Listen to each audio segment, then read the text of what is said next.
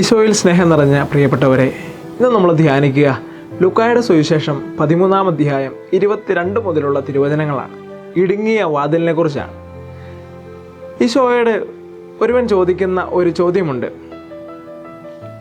ആ ചോദ്യം ഇപ്രകാരമാണ്: കർത്താവെ, രക്ഷ പ്രാപിക്കുന്നവർ ചുരുക്കമാണോ എന്ന്. ഈ ഒരു ചോദ്യം വളരെ രസകരമായിട്ട് എനിക്ക് തോന്നുകയാണ്. ആ മനുഷ്യൻ്റെ ആ ഒരു ചോദ്യം, കർത്താവെ, രക്ഷ പ്രാപിക്കുന്നവർ ചുരുക്കമാണോ എന്ന്. കാരണം ഇത് രസകരമായിട്ട് എനിക്ക് തോന്നാൻ കാരണം ലൂക്കായുടെ സുവിശേഷം 2-ാം അധ്യായം 11-ാം വാക്യം വായിച്ചതുകൊണ്ടാണ്. ദാവീദിന്റെ പട്ടണത്തിൽ നിങ്ങൾക്കായി ഒരു രക്ഷകൻ, കർത്താവായ ക്രിസ്തു ഇന്ന് ജനിച്ചിരിക്കുന്നു എന്ന്. പ്രിയപ്പെട്ടവരെ, രക്ഷകനായിട്ട് ഈ ഭൂമിയിലേക്ക് വന്നവനോട് തന്നെ ചോദിക്കുകയാണ്, രക്ഷ പ്രാപിക്കുവാൻ ഞാൻ എന്തു ചെയ്യണം എന്ന്. വളരെ നിസ്സാരമായിട്ട് ക്രിസ്തുവിന് പറയാമായിരുന്നു, നിനക്ക് എൻ്റെ പാത പിന്തുടർന്നാൽ മതി എന്ന്. പക്ഷെ ക്രിസ്തു കുറച്ചുകൂടെ വ്യത്യസ്തമായിട്ട് പറഞ്ഞു, അത് ഇടുങ്ങിയ വാതിലിലൂടെ സഞ്ചരിക്കുക എന്നതാണ്. ഈ ഇടുങ്ങിയ വാതിലിലൂടെ സഞ്ചരിക്കുക എന്ന് പറയുമ്പോൾ തന്നെ അതിന് മറ്റൊരർത്ഥം കൂടിയുണ്ട്. അതിൻ്റെ മറ്റൊരർത്ഥം എന്താ എന്ന് ചോദിച്ചാൽ, ഒരു വിശാലമായിട്ടുള്ള ഒരു പാതയും കൂടെ ഉണ്ട് എന്നാണ്. ഇടുങ്ങിയ വാതിലിലൂടെ സഞ്ചരിച്ചാൽ നിങ്ങൾ രക്ഷ പ്രാപിക്കും, വിശാലമായ പാതയിലൂടെ സഞ്ചരിച്ചാൽ രക്ഷ പ്രാപിക്കുകയുമില്ല. ഇതാണ് ഇതിലൂടെ ക്രിസ്തു പറഞ്ഞു വയ്ക്കുക. നമ്മളൊക്കെ യാത്ര ചെയ്യുമ്പോൾ നമ്മൾ ഏറ്റവും അധികം ഇഷ്ടപ്പെടുക ഹൈവേയിലൂടെ യാത്ര ചെയ്യുവാനാണ്.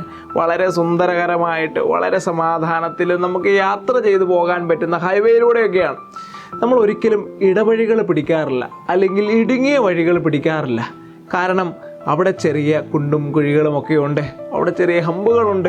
അവിടെയൊക്കെ നമ്മളൊന്ന് കുലുങ്ങേണ്ടതും നമുക്ക് ചെറിയ ഇടർച്ചകളൊക്കെ സംഭവിക്കാൻ സാധ്യതയുണ്ട്. അതുകൊണ്ട് നമ്മളെപ്പോഴും തിരഞ്ഞെടുക്കുക വിശാലമായ വഴികളാണ്.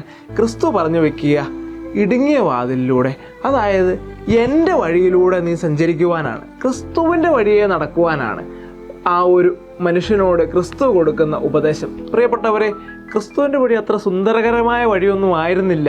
ആ പെസഹായാഴത്തിൽ അവൻ്റെ കൂടെ ഇരുന്ന തൻ്റെ പ്രിയപ്പെട്ടവർ തന്നെ അവനെ ഒറ്റിക്കൊടുക്കുമെന്നും തള്ളിപ്പറയുമെന്നും അറിഞ്ഞപ്പോഴും അവൻ്റെ ഉള്ളിൽ ആ ഒരു വേദന ഉണ്ടായിരുന്ന സമയത്തും അവൻ ചേർത്ത് പിടിച്ച് എല്ലാവരെയും ആ ഒരു ഊട്ടുമേശയ്ക്ക് ചുറ്റും ഇരുത്തുക മാത്രമാണ് ചെയ്തത്. ഒരു സ്നേഹത്തിൻ്റെ ഊട്ടുമേശ. അതുപോലെ തന്നെ ദുഃഖവെള്ളി നമുക്കെല്ലാവർക്കും അറിയാം, വേദനകളുടെ, പ്രയാസങ്ങളുടെ, ഒറ്റപ്പെടലുകളുടെ ഒരു നിമിഷമായിരുന്നു. പക്ഷേ ക്രിസ്തുവിൻ്റെ ജീവിതത്തിലൂടെ ഇങ്ങനെയൊക്കെ കടന്നു പോകുമ്പോഴും ആ മനുഷ്യൻ ചേർത്ത് വെച്ച തൻ്റെ പിതാവിൻ്റെ ഹിതമുണ്ട്. പലപ്പോഴും പറയുന്നുണ്ട്, എൻ്റെ ഹിതമല്ല, എൻ്റെ പിതാവിൻ്റെ ഹിതം എന്നിൽ നിറവേറട്ടെ. പിതാവേ, എൻ്റെ ഇഷ്ടമല്ല, അങ്ങയുടെ ഇഷ്ടം എന്നിൽ നിറവേറട്ടെ. പിതാവേ, അങ്ങയുടെ കരങ്ങളിൽ എൻ്റെ ആത്മാവിനെ സമർപ്പിക്കുന്നു. ഇങ്ങനെ ചിന്തിക്കുമ്പോൾ ക്രിസ്തുവിൻ്റെ ജീവിതത്തിൻ്റെ ആ ഒരു വഴി എന്ന് പറയുക തൻ്റെ പിതാവിൻ്റെ ആ വഴി തന്നെയായിരുന്നു.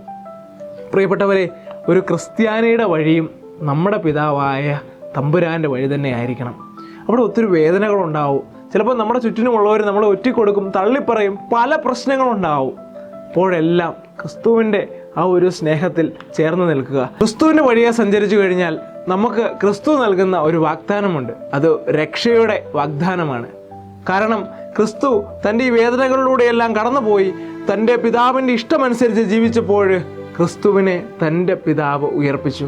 അതുപോലെ തന്നെ പ്രിയപ്പെട്ടവരെ, നമ്മുടെ ജീവിതത്തിലും ഒരു ഉയർപ്പുണ്ടാവും, ഒരു രക്ഷയുടെ കാലഘട്ടമുണ്ടാവും. അതിനായിട്ട് നമുക്ക് നമ്മളെ തന്നെ ഒന്ന് ഒരുക്കാം. നമ്മുടെ ജീവിതങ്ങളെയും നമ്മുടെ യാത്രാ വീഥികളെയും എല്ലാം ഒന്ന് പരിശോധിക്കാം. പ്രിയപ്പെട്ടവരെ, നമ്മൾ എപ്രകാരമാണ് നമ്മുടെയൊക്കെ യാത്രകൾ ചെയ്യുക?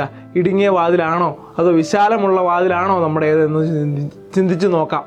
എല്ലാവരെയും ചേർത്ത് പിടിക്കുന്ന, എല്ലാവരെയും ഒപ്പം കൊണ്ടുപോകുന്ന, എല്ലാവരെയും ഇഷ്ടപ്പെടുന്ന, എല്ലാവരെയും സ്നേഹിക്കുന്ന ഒരു മനുഷ്യനാണോ നമ്മളെന്ന് ചിന്തിച്ച് നോക്കാം. അല്ലെങ്കിൽ നമുക്ക് നമ്മെ തന്നെ ഒന്ന് മാറ്റി ക്രിസ്തുവിൻ്റെ പാതയിലൂടെ സഞ്ചരിക്കാം. അതിനായിട്ട് നമ്മുടെ ജീവിതങ്ങളെ നമുക്കൊന്ന് തയ്യാറാക്കാം. അതിനായുള്ള കൃപ തമ്പുരാൻ നൽകി നമ്മെ ഓരോരുത്തരെയും അനുഗ്രഹിക്കട്ടെ എന്ന് പ്രാർത്ഥിക്കുന്നു. ദൈവം സമൃദ്ധമായി അനുഗ്രഹിക്കട്ടെ.